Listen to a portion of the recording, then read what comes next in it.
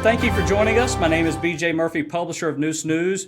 We're having a series of candidate interviews to help you make more informed decisions about the 2020 election. And don't forget that early voting runs from October 15th through October 31st. And Election Day is Tuesday, November 3rd. Remember to join us live on Facebook, Facebook Live actually, on election night for our election night results show. And that is at 7:30 on Tuesday, November 3rd. And today, we are joined by Chad Rouse, who's running for one of two at-large seats on Lenoir County Commissioners. Chad, thanks for joining us. I appreciate the invitation. Thank you. So tell us, why are you running for this seat? Particularly I ran in 2016 for the exact same seat. But I've been giving back to the community over 31 years. Started with North Mill Voluntary Fire Department as a fireman. As we get older, we see things that we don't like. I really like politics as a whole, but I also believe that we need some change. We need some things done differently, not pointing fingers at anyone, but I believe with my experience, especially with the community as a whole and living in the county and different parts of the county, I just really believe I can bring a lot to the table. All right. Well, again, thank you for your willingness to run and serve. What do you see as the number one issue facing Lenoir County right now? The biggest thing I see is, of course, job growth. We need not just job growth as a whole, but we need good quality jobs, which will also start with our school system. But these jobs have got to be there. If our young people have nowhere to work besides somewhere that's minimum wage, one, they can't afford to buy a house or to buy a nice vehicle or anything along those lines, and they're going to leave. And as a father of 6 myself, I want my children to have something to stay here. Right. You think about some of the things that are going to make the economy grow, or some challenges as well for some people.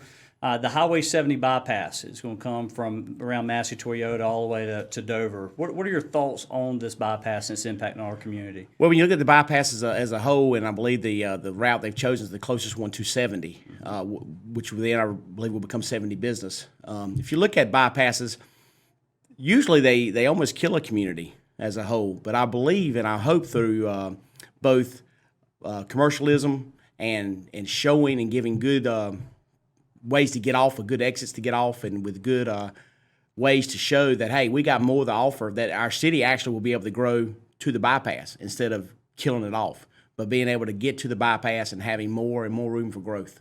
All right. What is your opinion on the current tax rate? And I guess the bigger question on that, is it adequate for our county's needs? Well, I would tell you, when you look as a whole at the tax rate, man, we're up there. I mean, as far as what we're paying. Again, when you're talking about numbers, I've not really, because I've not been part of the process, I was just learning about the process as a whole.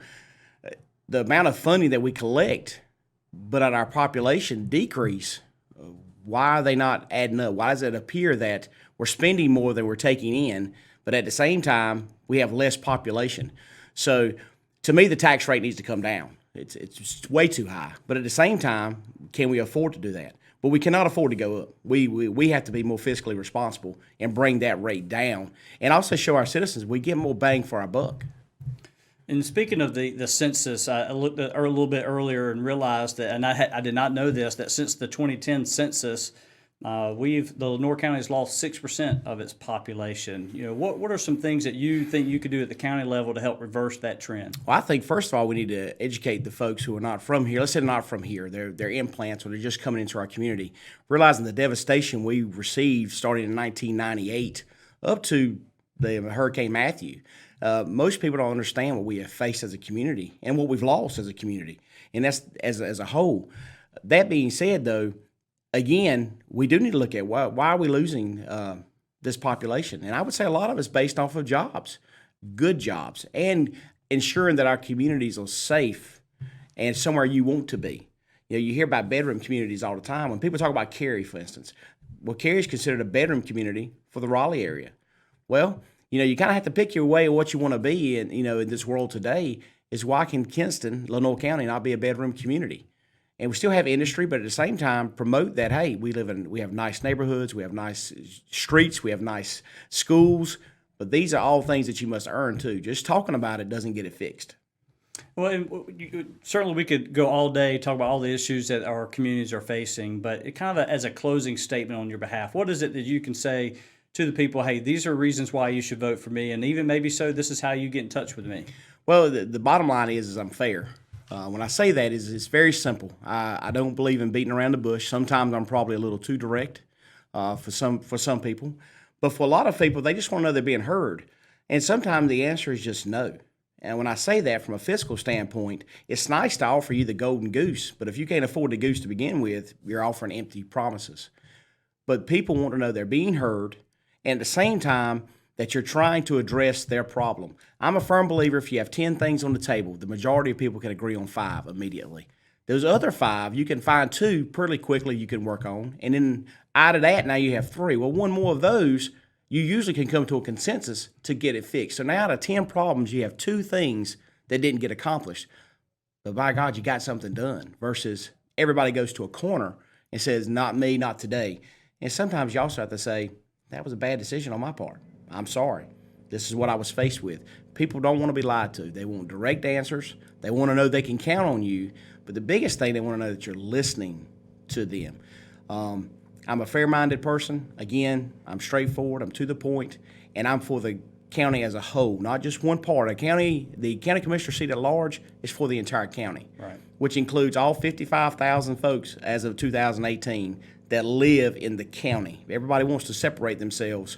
The county is the largest body in the county, not the city, not Kinston, not Deep Run, LaGrange, Pink Hill, Grifton, the county. And at large is for the entire county, not just one segment. And how can people get a hold of you? You can reach me on Facebook, of course. It's very simple, Chad Rouse, my Facebook page. Also, my email address is chadrouse, 4, @commish, COMMIS, @gmail.com. Again, the biggest way, though, is contact me via phone. You text. I'll answer it. If I don't know who it is immediately, just tell me who you are. I'll respond back in a fairly quick response. My number is 252-560-4542.